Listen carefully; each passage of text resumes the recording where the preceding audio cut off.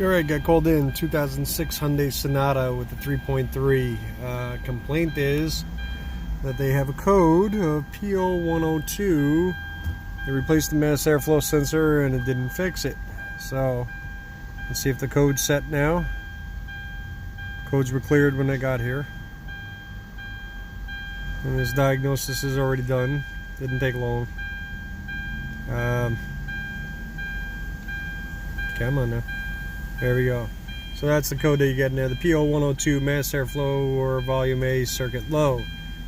Alright, so we look at the p0102. So it's either airflow or circuit low. Alright, or is it airflow A circuit low? Well, let's see. So here's our mass airflow sensor wiring diagram. Pretty cut and dry, right? Looks pretty simple. Fuse comes in, feeds power in on this pink and black wire, pin 2.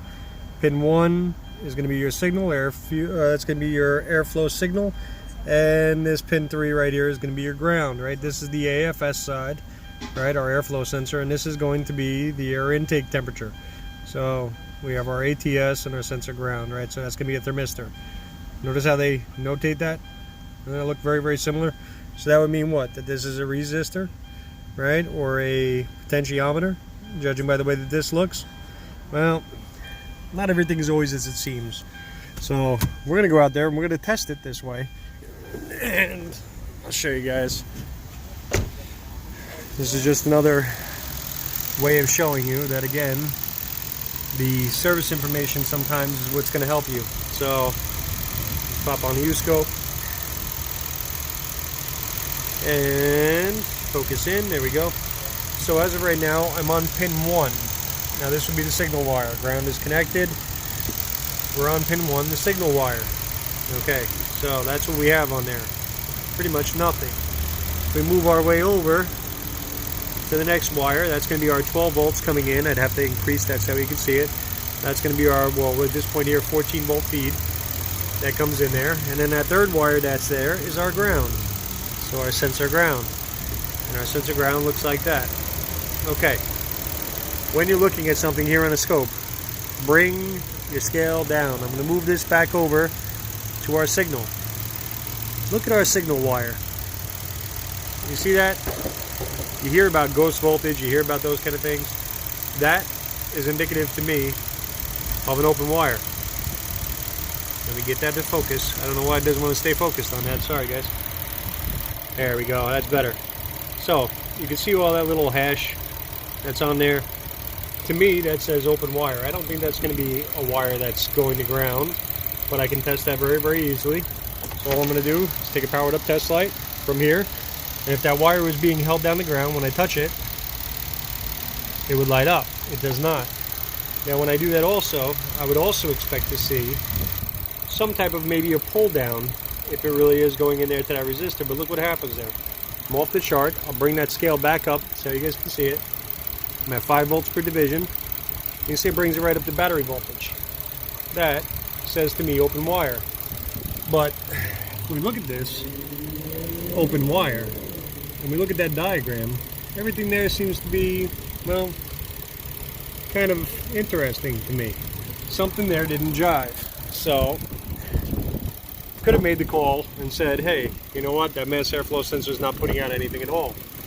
If I go on to the scan data, which, let me grab that now.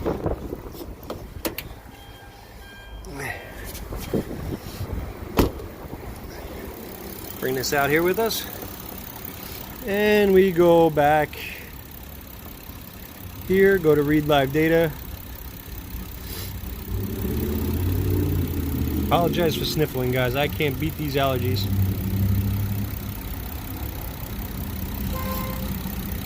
And we pull up our airflow rate from the mass airflow sensor. We have 0.13 grams per second. I can tell you now that that's a fixed number. It doesn't move. I'm going to take that powered up test light and I'm going to tap it on and off. There's no change at all in the grams per second. And what I would expect to see there is some kind of a crazy reading, some kind of a big change. And I don't see one. Well, if we look at the service info for this, and I come back out of here, we actually read it a little bit. We pull up p0102.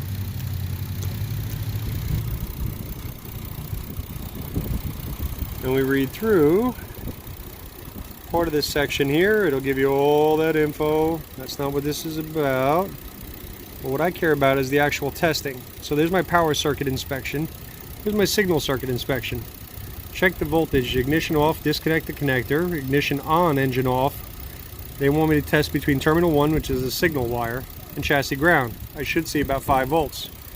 Well, it's not exactly what that wiring diagram is indicating, but it's not exactly the best wiring diagram either. So I shut the car down. I'm going to go with this open circuit.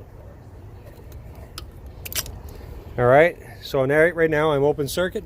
I'm still hooked up here on the scope, and we have 0. Absolutely nothing there. So next step would be to go back over to the PCM, which I did for you already. It's right here. And if we go on there and we back probe, or in this case here, pierce that wire. Remember, I'm at 5 volts per division, so one division is going to be 5 volts. I can lower that down for you, make it look a little bit better. But that's with 5 volts, that's a ground. 5 volts. Alright, so there's my wire. My wire is open going up here to the signal wire.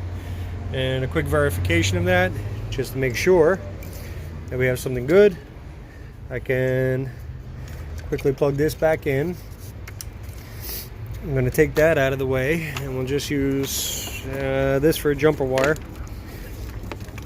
Let me set that up on here. And with this, I should be able to keep this on there for you so you guys can see the signal voltage. And where did I just put that piercing probe? There, I'm sorry, the back probe. So here, and then to here.